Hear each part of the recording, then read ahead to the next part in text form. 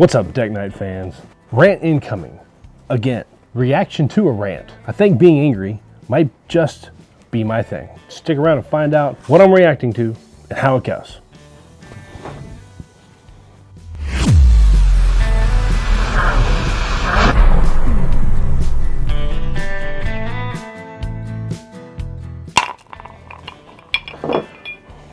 All right, y'all. Rant incoming. Since I'm doing a rant, I feel like last time I busted out what I felt like was good for me. I'm gonna do it again. And this is what's good for me. And I don't think too many people are gonna argue and say that Wild Turkey Beacon, Master Keep, the final Master Keep, is bad or is not good stuff. Some people may have said the Wild Turkey 12-year is not good stuff, but I think it is. And I like drinking what I like. Doesn't matter if it's expensive or cheap or whatever. But today I'm breaking out the good stuff. Master's Keep Wild Turkey Beacon. And yes, I'm pouring it on ice because this channel is called On the Rocks for a reason, because I like my whiskey on the rocks. It's a beautiful day out here. It's winter and it's like 60 degrees in East Tennessee. And you're gonna have to ignore my Florida State blanket hanging up blocking out the sun because it's a hell of a glare kicking without it. Let's taste our Wild Turkey Master's Keep and see if it's any good on the rocks.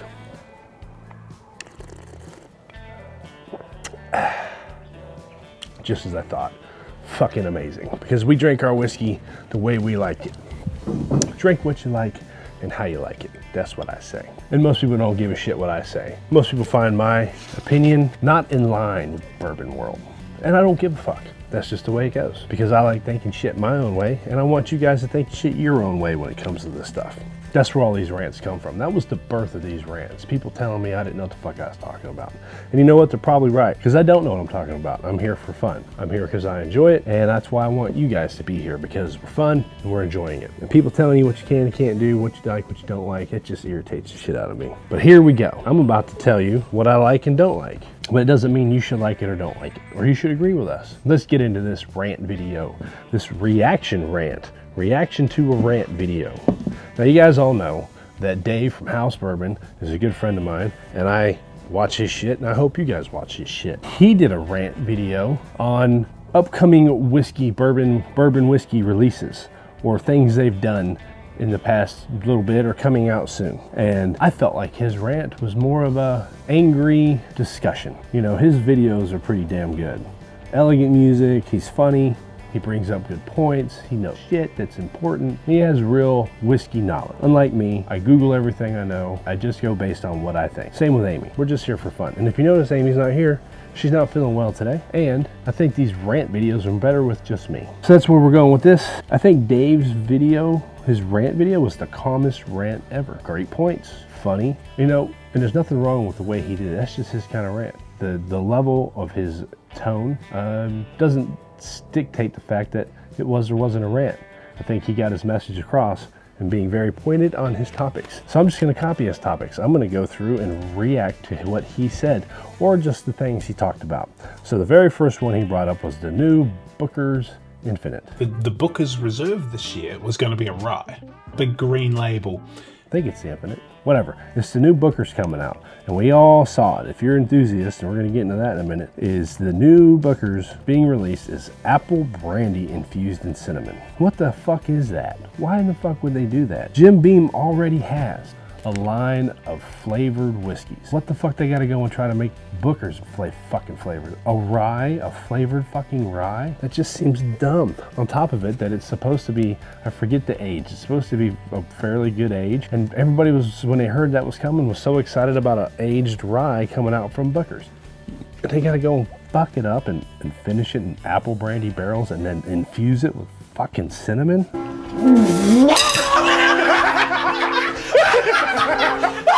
What the fuck is that? And what the fuck is this? Some theories that I've seen about it is that some people believe that the batch just sucked ass. Like, they tasted it, they let it age, it sat, and maybe that's why they were pushing that it was going to be an aged longer than normal, which they're trying to use their advantage, because every time they tasted it, they're like, oh my God, this stuff is ass. It's not getting better. So they finally said, we can't wait any longer. It's time to come out. And they just batched it, and they covered it up by finishing it in apple brandy. And then that still sucked. And they infused it with cinnamon, because we all know cinnamon will cover up damn near fucking anything. That's the one theory, which is a pretty damn good theory, I think.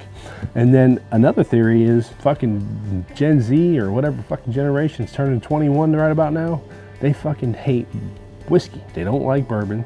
They don't like the brown shit. They want to drink vodka and gin. It's like the fucking 80s all over again. And they're trying to attract those young guys by flavoring the shit. Maybe they're trying to attract them to a premium whiskey instead of just the fucking regular white label Jim Beam line, which is cheap as shit. But like I said, they already have flavored Jim Beam. Don't ruin fucking the history or tradition of Booker's by fucking putting apple brandy finishing and fusing it with fucking cinnamon. That's just dumb. Fucking dumb. But who are we to question Jim Beam and the nose and whoever the fuck Suntory and all their fucking marketing people and what they decided to do with it? Whatever. For the price of this line, the Booker Infinite, at $160 plus, no one's gonna buy this shit. Fucking Gen Zs are not gonna spend that much money on fucking flavored whiskey because they can buy the cheap Jim Beam. Or the enthusiast, we're not gonna buy this shit because we're not gonna spend $160 on a bottle of fucking ass whiskey. Until we find someone that has a sample we can taste, or somewhere at a bar that we can get it for a cheap price and find out it is good, then we're not gonna fucking buy it. I just don't see this shit selling. I don't think it's gonna go at all. Let me look at my notes here. I got 3 pages of notes again. You guys know this, like I never fucking research stuff. This is special. So I was looking forward to this. Like I was waiting for this fucking bottle to come out because I've never owned a Booker's Infinite. And I've been wanting one. I wanted to get one. I finally made my way on the top of the list and able to have the relationship that was built at my liquor store to have access to some good bottles. And they get them every now and again.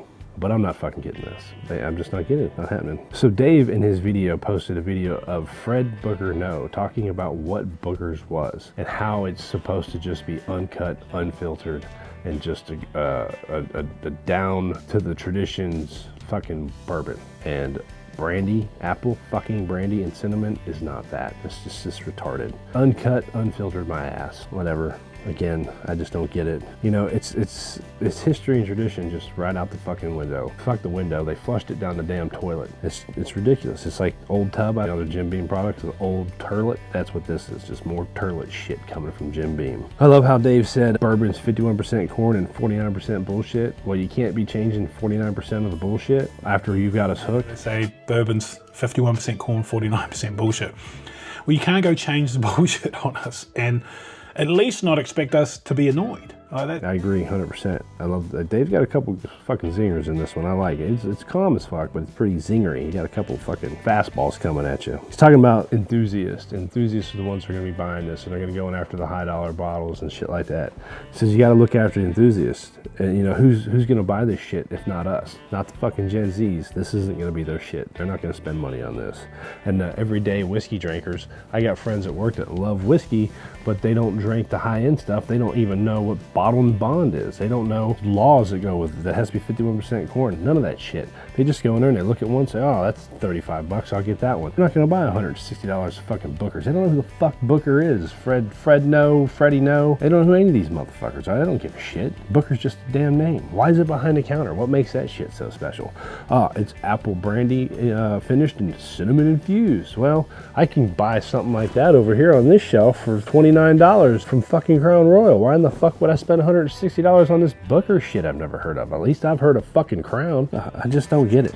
Whoever did this, unless it's a ploy to cover up the ass whiskey in the barrel, then they need to be fucking fired. Oh, it's funny. In the video when he's just starting at 112, he's reading the label and it says uncut and he says uncunt. It here at Beam, it is bottled uncut. Damn! It is bottled uncut and That's fucking hilarious. You can't uncunt apple brandy and infused with cinnamon fucking whiskey. It's all cunted up. All right. Moving on to the next one. Elmer T. Lee 40th anniversary cask strength. Now there's a problem. This one doesn't bother me so much, but I do understand and I agree with Dave why this is some bullshit. It's, you know what, it's something new, it's something different. I think Buffalo Trace is fucking treading water, barely keeping their head above water with all their upgrades and all this fucking juice they've made. I think that they're not prospering the way they thought they would after all their investments. That's just my opinion and my guess. I have no facts to prove that. So they're trying to come up with shit. Well, Elmer T. Lee, 90 proof, and it's not that great. It's allocated, but it sells for $49, $59 retail, and people are getting $200, $300, $400 for it on the secondary market, but that's coming down. And when people try it, no one likes it. Enthusiasts don't really care for it. I mean, I'm not saying they don't like it. They don't. When I say no one likes it, it's just not that great. It's not one that people are chasing like some of the other hard to get bottles like Heaven Hill shit, Parker Heritage, shit like that. Just not that awesome. And you know, here we go. This is what I'm thinking. They're doing this because the cask strength sells to the enthusiasts. Dave said for the bookers, they need to take care of the enthusiasts. Well, that's what this is. That's Buffalo Trace looking after enthusiasts, the people that want it because they love cask strength shit. But what did Elmer T. Lee, let's go back to the tradition. Elmer T. Lee was known for drinking low proof whiskey with Sprite. That's what he liked. And they're going against that completely with this cask strength shit. 40th anniversary. It's supposed to be special, representing Elmer T. Lee, celebrating Elmer T. Lee, and they go and make a fucking cask strength. Make something else a cask strength. Don't make it Elmer T. Lee. Do one of their other brands that they've got. There are many fucking brands. But maybe this is the only one that doesn't have a cask strength already. Because, hell, I know. Do a goddamn Buffalo Trace cask strength. Everybody wants that. That's what people are asking for. And we've had one at the fucking distillery, and it was fucking awesome. Do a Buffalo Trace cask strength. Don't do an Elmer T. Lee. I mean, people have been asking for a Buffalo Trace cask strength forever. So do that. Anywho, let me see what I wrote here.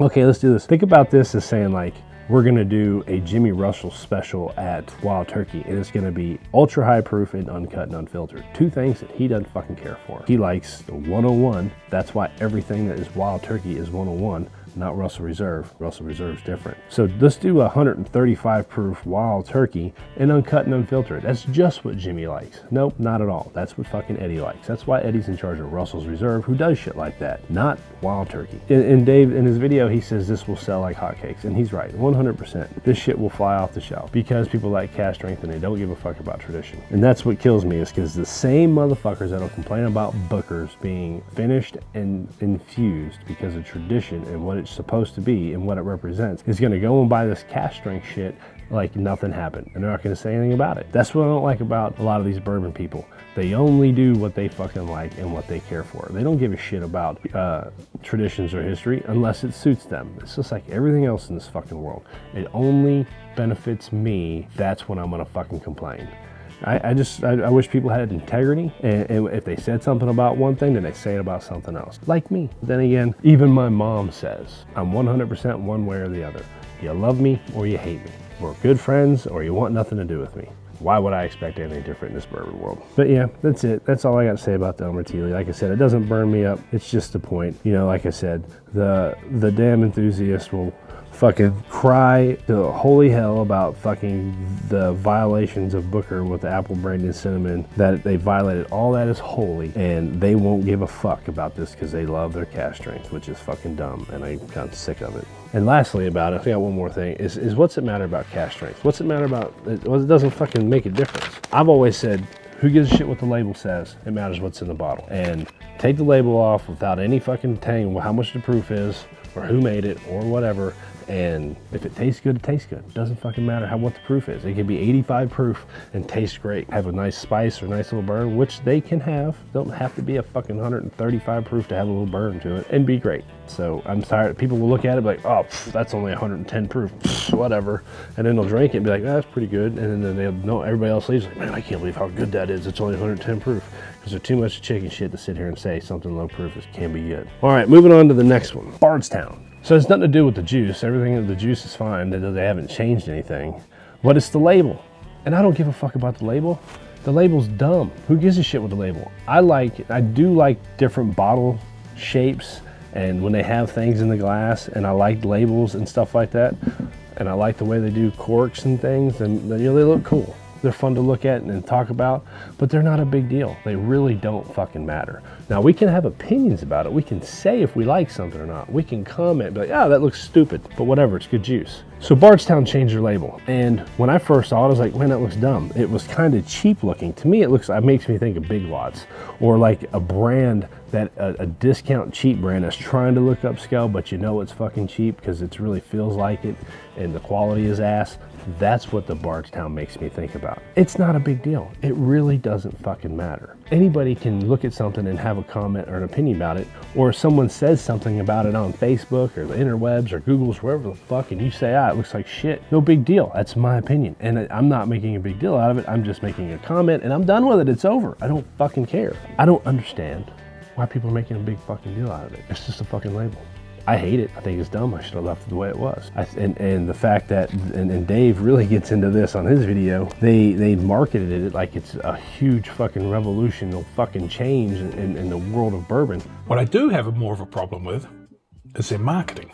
So the press release you might have heard, it was just like, and this, I gave it a bit of a hard time, mostly because I read this press release and was just like, oh my God, marketing bullshit. Just, ugh. It's like, this year, one of the most innovative forces of American whiskey unveils a bold new label designed across its core portfolio. The refreshed packaging is a visual declaration of who Bardstown Bourbon Company is today. Fearless, forward-thinking, and relentless commitment to excellence. Fuck yeah! Yeah! Fuck yeah! Striking, modern, and unmistakably Bardstown, the new look honors the craftsmanship behind every bottle while signaling what's next for the brand that continues to redefine what American whiskey can be. Fuck yeah! This isn't just a redesign, it's a fucking evolution!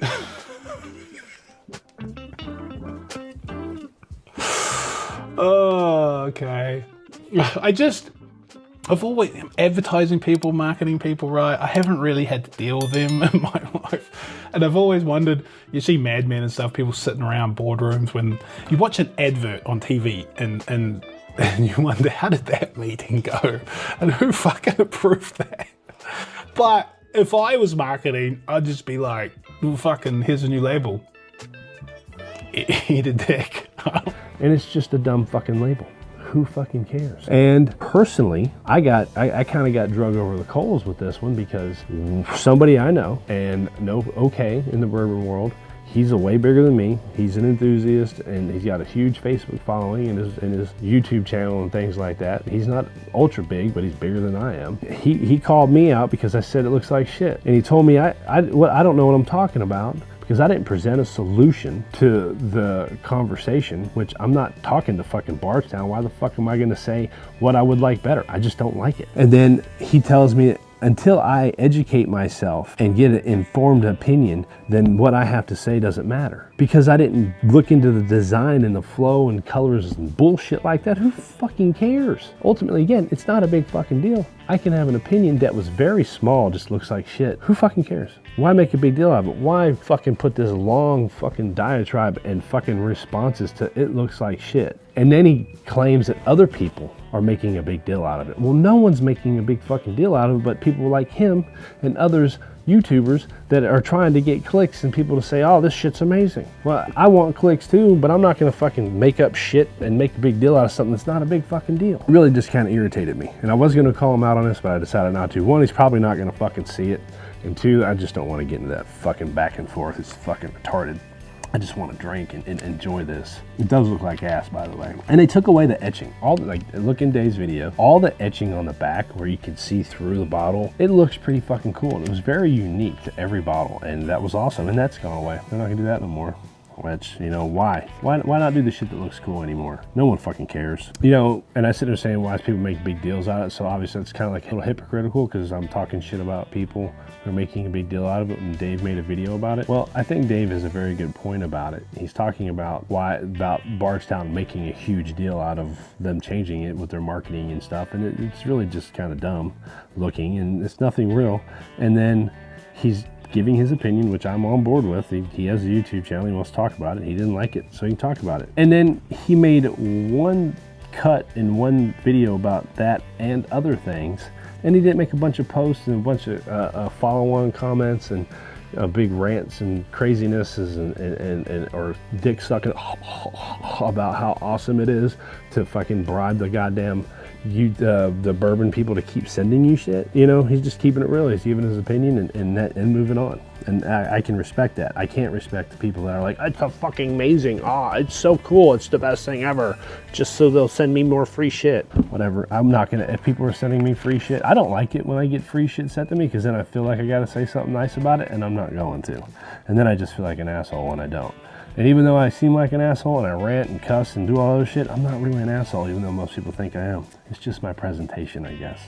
You know, Amy and my dad always says, it's not what you, and my mom, it's not what you say, it's how you say it. You know, if you just thought about the way you expressed what you felt, then it wouldn't be so bad. So kind of like the difference between me and Dave.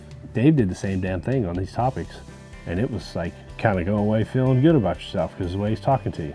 I, on the other hand, I'm cussing and yelling at you, so why not? Why am I not the asshole? Why not? But I kind of embrace it because that's just who I am. So my last one here is the King of Kentucky. And this one's more, I'm just doing it because Dave put it on there, and this is his baby. He loves King of Kentucky. It's his favorite bourbon, and hey, it is pretty damn good. It is one of the best ones ever, and it's super fucking expensive. You know, so Brown-Forman made this new King of Kentucky, and go watch Dave's video, because if you're watching this, you're only watching this because I only made it because of Dave's video. So you need to go watch his video to find out why I'm saying what I'm saying. Because if I deserve a view, then he deserves a view, because this is coming all off his. So go watch his video. So it's a 12-year, $300 different mash bill. Basically, the only thing they didn't change is the label and the fucking price. So it was a single barrel most of, I guess, or yeah, it was a single barrel, and it was aged 16 or more years, and it was the early times mash bill. Now they've made it a small batch, they've gave it less year aging,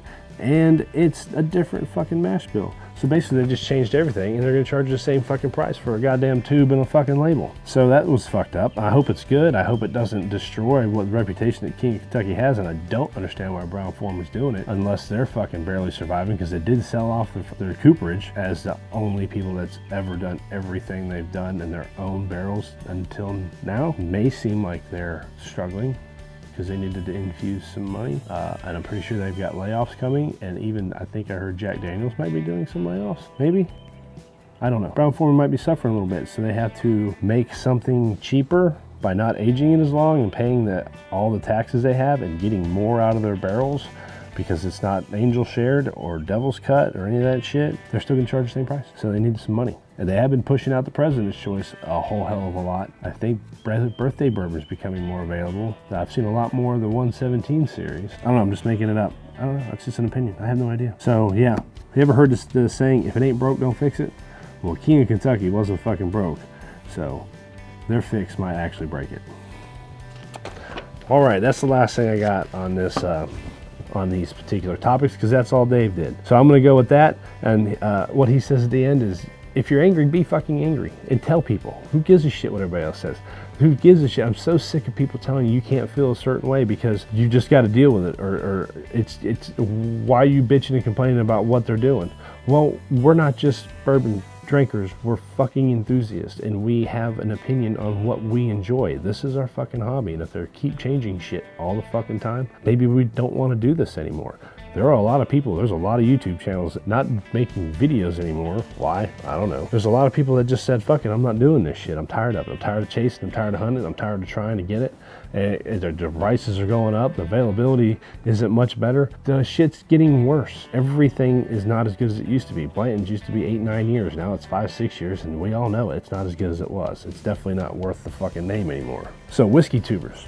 They're pretty fucking fake. They're giving you a bunch of bullshit. There's only a handful of channels that keep it fucking real, tell you what it's all about, don't lie to you, have some goddamn integrity, and they only do things to get their free shit. Well, I don't get shit for free, and when the few times I have, I tell you the fucking honest truth, or up front what's about it.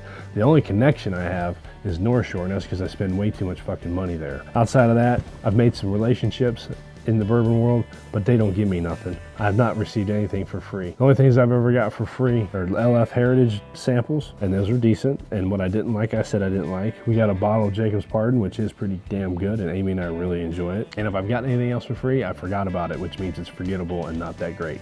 So that's that. So when you watch these YouTube channels, be careful who you're watching. I'm not telling you who to enjoy. You can enjoy them for whatever reason, but half the time they're full of shit. They're just telling you what they're being told to say. Not like me, not like Dave. The deck and the house, we keep it fucking for real. Best whiskey quote I've ever heard. Dave said, and I hope he did. I hope he made this up on the spot and didn't steal it from somebody, because if he did, I don't know about it, and it was just amazing. If you don't care, you don't care, and that's fine. That means you're not a fucking enthusiast. You're just a whiskey drinker, and that's all right. Drink your whiskey, enjoy it how you enjoy it. Drink what you like, how you like it. Complain how you want to complain. Express your opinion the way you want to express your opinion. Have a sip, and if you don't like what I have to say, turn the fucking channel off. Otherwise, keep sipping. And don't forget to like, comment, subscribe, share, hit the bell, hype it up, and go follow House Bourbon if you don't, because all this shit came from him, not from me. I don't know what the fuck I'm talking about, and I make it up as I go. All right, now keep sipping. See you motherfuckers next time.